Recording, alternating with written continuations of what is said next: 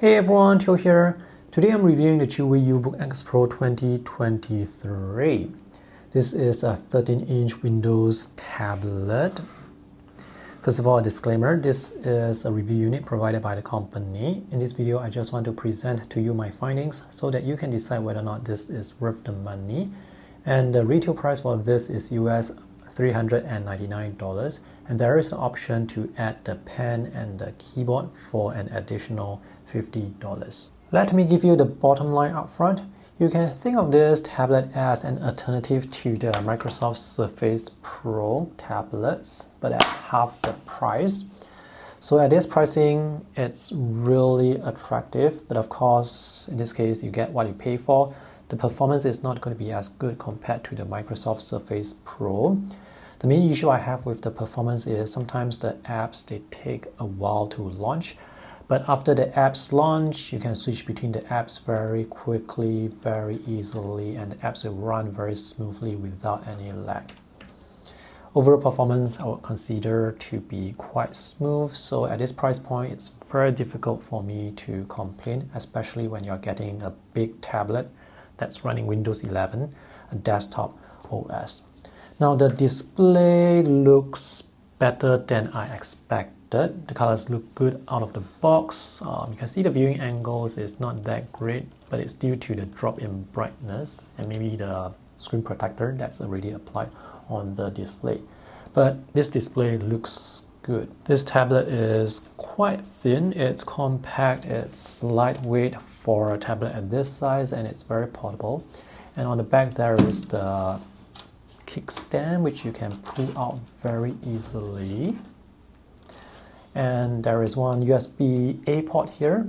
Transfer speed for this is USB 3. And on the other side, there is another USB-A port with USB 3 transfer speed. This is micro HDMI, and this is USB-C with charging support and support for video output. And there's also a micro SD card slot at the top. Downsides and limitations. The battery life is about 5 to 6 hours. The audio quality isn't that great, and the pen performance is also not that great. So more on those later. This is a budget Windows tablet, so you will have to manage your expectations when it comes to the performance. Having said that, I would say this tablet is good for office type work, for web browsing, for checking email, social media, and maybe for watching videos if you do not mind the audio quality, or just connect your earphones to the 3.5mm audio jack or use a Bluetooth headphone. In terms of pricing, it's very attractive, so I can recommend this tablet just based on the value for money aspect. If you are interested to get this tablet, definitely get it with the keyboard cover because this is an affordable add-on. The pen is totally optional given the performance or lack of performance. And now on to the full review. Let's look at the items included in the box. There is actually nothing much in the box. I just want to show you how well padded the tablet is for shipping. So these are the only items included in the box. I believe the company forgot to pack the user manual and the warranty info. So there's the tablet, and this is a 24-watt charger. You can choose the type of plug on the ordering page. So the output is 12 volt, 2 ampere, 24 watts. And this is a barrel connector with 3.5mm diameter. Now the tablet also supports USB-C charging, so you may not need to use this if you don't want to use this. When you first take the tablet out of the box, there is this instruction that tells you to remove the protective film on the screen protector. So that's what I'm going to do right now. Let's take a closer look at the design, which looks pretty good to me. So I have the pen here by the side for size comparison, and this 13-inch display is big, but it's still compact and portable. So this is how big the display is compared to a 12.9-inch iPad Pro, which is taller due to the aspect ratio, which is about 4:3. The aspect ratio for this Windows tablet is 3:2, and the resolution is 2160 by 1440. There is pixelation if you are looking for it, but from one arm's distance away, it looks sharp enough. Refresh rate of the display is 60 Hz. The bezels are not as thin compared to other tablets, but they are thin enough and they are uniform on all four sides. The front camera is off-centered, and unfortunately this cannot be used for face unlock. There is the blue power light here and a red charging light here. The corners are rounded off for the body, but the LCD corners are not rounded off. Design on the back looks clean and simple, and this is matte textured surface. The build quality is quite solid. Now if I flex the tablet slightly, I can hear the squeaky sound, probably because this material is lightly plastic, because it doesn't feel like metal. This is how the kickstand looks. It's not a whole plate, it's just this part here. That camera is just 5 megapixel and the one in front is 2 megapixels. There is no obvious hinge for the kickstand, so you can pull out the kickstand very easily, and this can help you deploy the tablet at various angles. And I would say the hinge is stiff enough, although at this angle, at a low angle, it's going to move down on its own. And this feels like plastic, it's hard plastic. If this is metal, then I guess they have the technology to make metal feel like plastic. And when you collapse this will snap back in place. The thickness of the tablet is 9.2 millimeter, and this is actually thinner than I expected. That's the power button, the volume control buttons, and this is the micro SD card slot. And that's the camera bump, which you can see is quite thick. And the four sides are actually curved, so this tablet is quite comfortable to hold in hand. On the left side, there is a 3.5mm audio jack, the USB-A port with USB 3 transfer speeds, and this is the kickstand that you can pull out very easily because there is a little latch here. This is the bottom of the tablet with the keyboard connector, and this is the right hand side with more ports. This is the barrel port for charging, a micro HDMI port, USB 3, Type A, and this USB-C supports charging and video output. The read and write speeds for the USB-C ports are around 300 to 450 megabytes per second. With a color calibrator, I measured color support for 97% sRGB, 69% NTSC, 74% Adobe RGB, and 74% P3. So the colors actually are quite decent. I measured a maximum brightness of 204 nits, which is not too bad, although I wish it could be higher, but 204 nits is still sufficient for use in a bright room environment. Now the screen protector is quite glossy and reflective though, so this is going to affect the user experience if you have reflections on the display. Viewing angles are affected by the screen protector or the LCD glass. You can see this very noticeable drop in brightness. As long as you look at the display from the front, the colors will look good. Let's look at the keyboard case, which is sold separately. So this keyboard case together with the pen is US $50, or you can choose to buy this keyboard case alone for maybe 30 or 40 US dollars. Even at $50, this keyboard case I would say is still worth the money because a keyboard is always useful. The build quality of this keyboard is slightly plasticky but solid enough. The keys definitely feel plasticky. They use the cheap type of plastic for the keys. The tapping experience is okay, it's not too bad. The keys do have good travel and feedback. The keys are not backlit. This is not a Bluetooth keyboard, so it will get its power from the tablet when it's attached magnetically to the bottom, and the magnets are very strong. So you can choose to have the keyboard flat on the table, or you can push this up and have the magnet snap to the tablet to get this incline. This is a comfortable angle to work with, and the keyboard case is quite stable. There is a good amount of palm rest, and this is matte textured. The touchpad is big and it's responsive and accurate enough. There are left and right click areas. Now the touchpad does feel a bit plasticky, just like the keys, and the clicking feedback isn't that nice, but it's serviceable. I'm not sure if you can see it, but there are 4 rubber cushions for the tablet when you close it. And when you close the tablet, there is auto sleep, and when you open it back up, there is auto wake. You just have to wait for 1 or 2 seconds. The exterior of the keyboard case feels like fabric, and this is going to attract dust and dirt quite easily. And this part here is also fabric. So this is how the keyboard case looks with the tablet. I think it looks okay, it looks alright. It does not add much thickness to the tablet. So this is still quite compact and portable, and it's not too heavy. I'll say this is the weight of a typical 13-inch laptop. The side of the keyboard case is plastic, so you don't have to worry about the fabric wearing off on the sides. Let's look at the pen.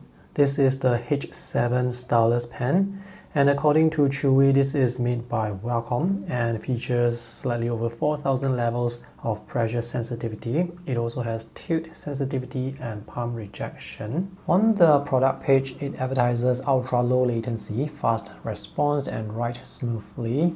Unfortunately, in the real world, the user experience isn't that good. The pen is made with full metal and the build quality is solid. There are 2 side buttons here which may be customizable depending on the app you use. And this pen is powered by battery. It uses one AA battery, which is the small battery, the same battery that's used by the Microsoft Surface Pen. The pen tip has slight movement, but it's minimal movement, so this pen tip can still be considered to be quite firm, and it's quite smooth on the glass surface, in this case the glossy screen protector. The display is laminated, which means there should be no gap between the glass and the LCD beneath, but from what I can see, there seems to be a small tiny gap between the line and the pen tip, so maybe that's due to the thickness of the glass. This pen has some latency. Latency is how much time it takes for the line to catch up with the pen tip. And I am not drawing particularly fast right now. If you draw even faster, the gap will be even bigger. And this can affect handwriting and drawing performance. Time for some line tests. This is how thick the line really is. And the app I'm using is Miliband Paint Pro, which does not provide software correction to the lines. So now I'm drawing thin lines with as minimal pressure as I can. And this is not very thin. This is still quite thick. And you can see the obvious wobble and jitter. So the initial activation force for this pen is quite high, and you have to press down harder to get those lines, and if you press down hard you get thick lines, so it's not very possible to draw thin lines with this pen. And sometimes when I write, you may notice the line does not come out. If you write or draw faster, you can get the lines to be straighter. Notice the line did not come out. I have actually pressed down quite hard, but still the line did not come out. Let's look at the tapered strokes. The lines, they just don't taper, so they end with this very abrupt end, which is rounded off. So this is not the type of line that I want. I want this tapered look, and I cannot get that with this pen. Line transition from thin to thick. That is thin, and this is thick, and let's go back to thin again. The line variation for the width or the thickness is not that obvious due to the initial activation force, so I have to press down harder to get the lines, and if I press down hard, I get a thick lines. If I press down harder, it's slightly thicker. But as I reduce the pressure, I cannot get the line to become thinner like this. Let's draw dots. It's difficult. You have to press down and drag slightly, otherwise the dots will not appear. Cursor tracking is accurate, so I can join the lines without leaving gaps, without the lines overshooting, because the cursor is always directly beneath the pen tip. Let's look at the handwriting performance. It may seem like my handwriting looks alright, but that's because I'm writing slower due to the latency. So when I write slower, the app and the pen is able to capture my handwriting more accurately. And this was written very fast using Microsoft OneNote, and you can see the handwriting does not look that good. So here you can see I wasn't able to close up some of the gaps for B, for D, and for T, for Q, and also the handwriting doesn't look that good. You do not need to pair this pen with the tablet in order to use it. There is another issue with the pen. Before you can use the pen to write or draw, you have to wait a few seconds for it to start up. Otherwise, you won't be able to use it. So I've been using this pen for a while now and it's still active. But if it goes to sleep after a period of inactivity, again, you have to wait those few seconds for it to start up. And sometimes the waiting time can feel quite long. So the user experience with this pen for writing and drawing is not ideal.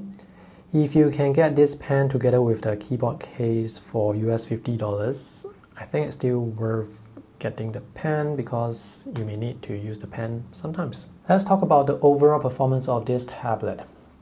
Okay, notice the inactivity with the pen, so the pen needs some time to wake up. So this tablet comes with 8 gigs of RAM, the Intel Core i5-10210Y processor that came out in 2019. And this is a quad-core processor at 1 GHz. So this is not a very powerful processor, but this is more than powerful enough for, I would say, office type work, browsing the web, watching videos, social media. Multitasking seems to be quite responsive. The only downside for me is when you launch apps at times, it may take a bit longer. So once the app is up and running, then the app will run very smoothly. Let's zoom in and out. I can see or feel some sluggishness with this particular drawing app, but with this earlier app, the movement, the animation is very smooth. And now let me launch an app to show you how much time it takes to launch an app. Notice when I tap a few times, it did not work. That's because the pen has gone to sleep and it takes a few seconds for it to wake up. So let's go into, okay, the pen is not working again. The finger is working. Let's open Adobe InDesign. Okay, so it opened up quite quickly, probably because I opened the app earlier. So I actually opened up InDesign earlier and quit or closed the app. So the app is probably still in the cache, which is why it's able to relaunch so quickly. Let me switch to a different workspace. Okay, this is quite fast. Let me open up a file, an InDesign file, which is not that big, but this file is going to load other images. So the file was able to open quite quickly. I can see some red text because I did not install the font on this tablet yet. Okay, the pictures still look pixelated because they are still downloading. But the thing is, once the app is up and running, the operation is quite smooth. Now let me open another app that I did not open earlier. Let's open Adobe Illustrator because I really want to let you see how much time it takes to load an app, a fresh app that I did not open earlier. Yeah, so the thing is, once you tap on the app to open it, nothing happens. There is no loading screen, so you will be wondering, did I actually open the app? Is the app actually loading? And the app is loading. It's just that it's happening in the background. There's no loading screen, which will appear maybe half a minute later. Let me just minimize everything. Oh, okay, it's here. So we'll just have to wait. Yeah, so it's the loading time for the big apps that can feel a bit annoying. But after the app is up and running, you'll find the operation is very smooth. So that's the only issue with performance with this tablet. And this tablet is not a gaming tablet. The integrated graphics is not that powerful, and the processor isn't that powerful as well. So if you play games, it's going to lag. Okay, this is how much time it took for Adobe Illustrator to launch from a fresh start. After the app is up and running, you can just create new files, and it's pretty fast, it's pretty responsive. Yeah. So once it's up and running, it's fine. This app is Adobe Lightroom, and it took a long time for this app to load. So it is possible to edit photos on this display because the color support for this display is actually pretty good. It's quite comparable to the Microsoft Surface Pro, except the brightness here is just slightly over 200 nits, but for the Surface Pro it's over 400 nits. But the color support is actually quite similar to the Surface Pro, which I am very surprised. So let's go into the develop mode. Let's press D, and I'm going to drag the slider here, and once the app is up and running, once the photos are loaded, you can actually make your edits, and the responsiveness is pretty good. Can you play games on this tablet? Only if the game is not very graphics intensive, then yes. This game is Hades, and I'm playing it at 720p resolution, and the frame rate is about 37 FPS. And even so, I can see the animation isn't quite smooth. And after a while, the tablet is going to heat up, and that's going to throttle the speed even further. So the animation, the gameplay is going to be even more laggy. So this is definitely not a tablet I would recommend for gaming, even for light gaming. And loading those games take a long time. This tablet has a battery capacity of 38 watt-hours, which is not considered high. So from this pure battery analytics app that I'm using, I can see the battery life is about 5 hours and 49 minutes. Now with the Windows battery report,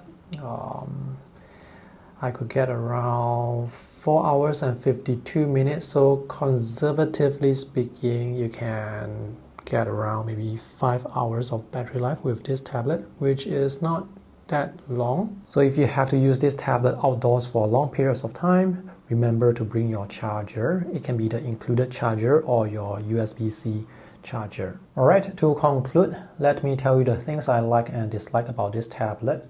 I like the design. The design looks good. The build quality seems to be quite solid. The display looks good. The color support is better than what I expected, except for the brightness, which is average around 200 nits. The overall performance is quite smooth for office type work once the apps are up and running. So the downside is it takes some time for those apps to actually load. The boot up time for Windows 11 is actually quite fast. Downsides, the audio quality from the two side-facing speakers are not that great. The pen doesn't work that well. The keyboard is good enough. Oh, this tablet actually has a pretty good selection of ports. 2 USB-A, 1 USB-C that supports charging and video output. The video port is a micro HDMI, so you are probably going to need to buy that micro HDMI cable if you need to output video using HDMI. And there is a micro SD card slot at the top, and the kickstand is quite useful. The overall pricing, I would say, is very competitive. So if you just get the tablet alone, it's $399 US. Together with the keyboard and the pen, that's $450 US, which I think is quite reasonable. But of course, you will not be getting the best or the latest specifications with this tablet. But that's the thing with budget Windows tablet. Oh, the one last downside. The battery life is around 4.5 to 5 hours. Yeah, so you can decide whether or not this tablet is worth your money. I think for $450 US for a 30-inch tablet that has Windows 11 desktop OS, I think it's a reasonable deal. And if you guys are interested to get this tablet, you can check out the purchase links that I have for you in the video description below. Thanks for watching. See you guys again. Bye.